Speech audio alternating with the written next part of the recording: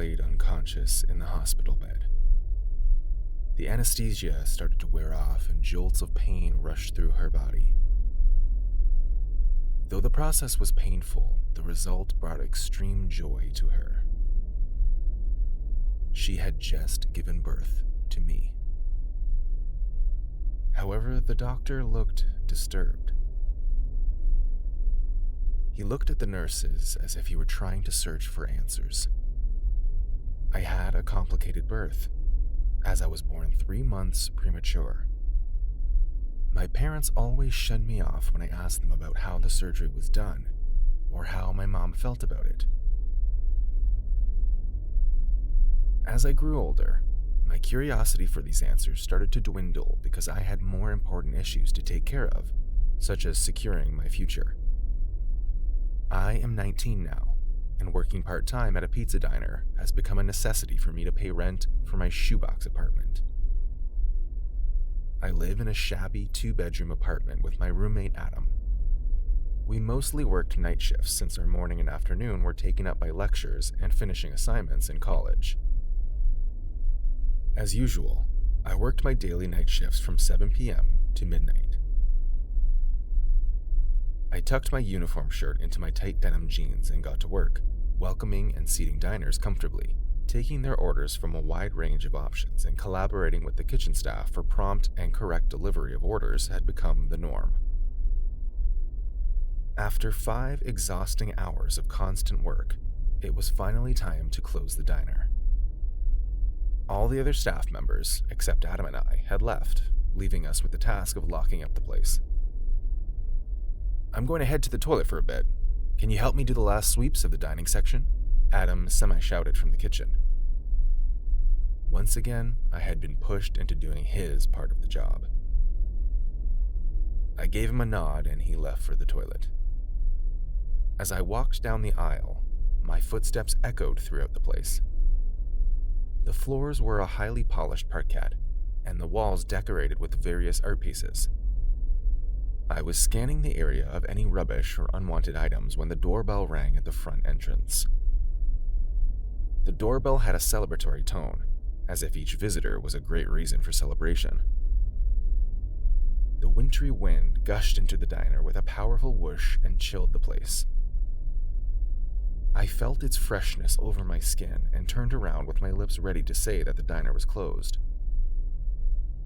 Just as I was about to let the words out, my eyes scanned the room and not a single soul was in sight. Taken aback, I felt a quietness from within. My emotions changed gear and my soul guarded for what's to come. "Anyone there?" My shaky voice resounded throughout the diner. I waited for a response, but to no avail.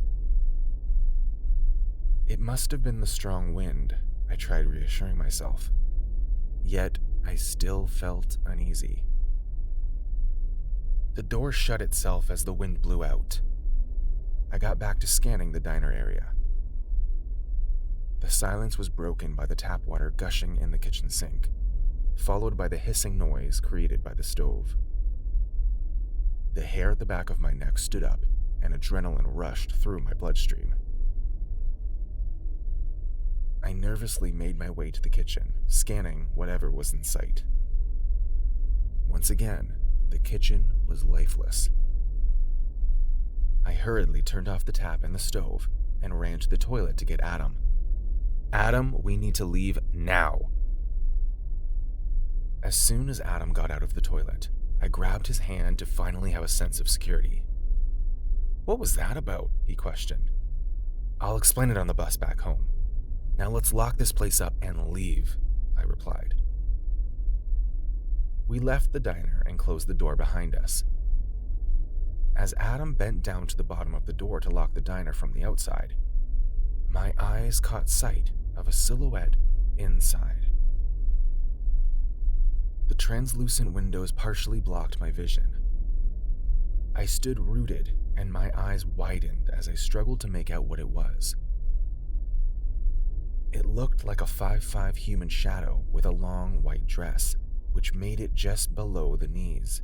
and one hand was curled up as if it was holding something.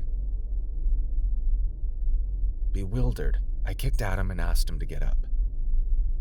I pointed at the outline, but when I turned my head back towards where the silhouette was, I felt like an idiot.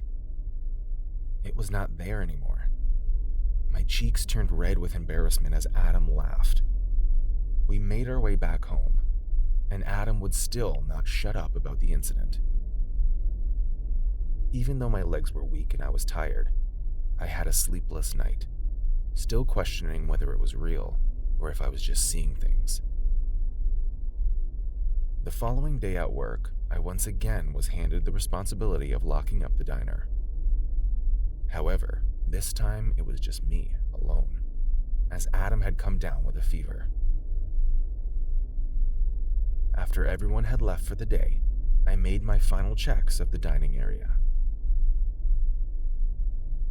The atmosphere was sullen and ominous, and it felt as if someone was constantly watching me.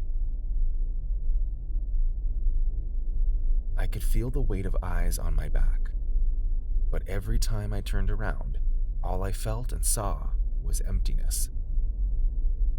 As I made my way down the rows of tables, I felt a mysterious presence coming towards me. I was not imagining this. I know I wasn't. I could feel a pair of cold eyes staring into the back of my head, and to me that was enough to believe that I was in danger. My body started twitching and trembling, giving me every temptation to turn around once again to reassure myself that I wasn't in harm's way. Mustering up every ounce of courage I could, I forcefully turned around, and there I saw it. A woman, about the same age as me, stood before me, about 4 feet away, staring at me. Except she didn't look fully human. The veins in her cold-blooded eyes popped out, her hair messed and covering the sides of her face. Some of the light managed to pass through her skin, making her transparent to some extent. As my eyes moved towards her hands, my limbs started to feel heavy at the sight of a razor-edged knife. She stood in white dress just past her knees, and I realized I wasn't imagining things. Something that struck me was her facial features, her nose, her lips, her eye color. They all looked oddly familiar. "What do you want?" I shouted at her. "You took my childhood. You took my life," she said in a husky, low, sinister voice. I didn't much pay attention to her words. In my befuddled state, all my brain was thinking about was survival. In the blink of an eye, she lunged towards me, crashing into my body with a thud. My mouth went dry and my legs felt stuck, immobilizing me. Her breath blew against my face and she vanished. I didn't feel anything for the next few seconds. Then the hormones and pain kicked in. I sensed a burning and searing pain in my lower torso near the kidney. I watched in horror as blood dripped through my hands and onto the floor. My throat ached and I realized that I was yelling for help at the top of my lungs. I must have fainted due to excessive loss of blood because the next moment, I woke up in a hospital. The bright lights burned my eyes. I looked to my right and saw my parents soundly asleep with their heads resting at the edge of my bed near my feet. Relief washed throughout my body at the sight of safety. I quickly pulled myself together to try to think back on what had happened. Before I could do anything, I noticed my mother awakening. That wasn't all that I noticed. Her nose, her lip, and eye color rang a bell in my head. It couldn't be. As my mom moved closer to me, her facial features became more prominent and similar to the woman who had attacked me. Do you have a sister, Mom? Other than Aunt Laura? No, why do you ask, and how are you feeling? She replied. I'm feeling better. How about me? Did I ever have a sister? I asked out of curiosity, knowing how foolish I sounded. Instead of my mom telling me to be quiet as usual, she looked humorless and straight-faced. This was certainly something that had taken her aback. After much persistence of getting my mother to talk about it, I came to know the truth.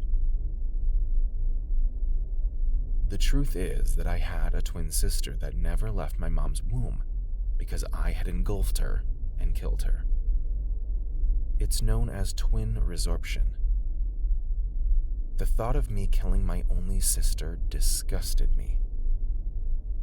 My overwhelming guilt had become the discomforting pain near my torso.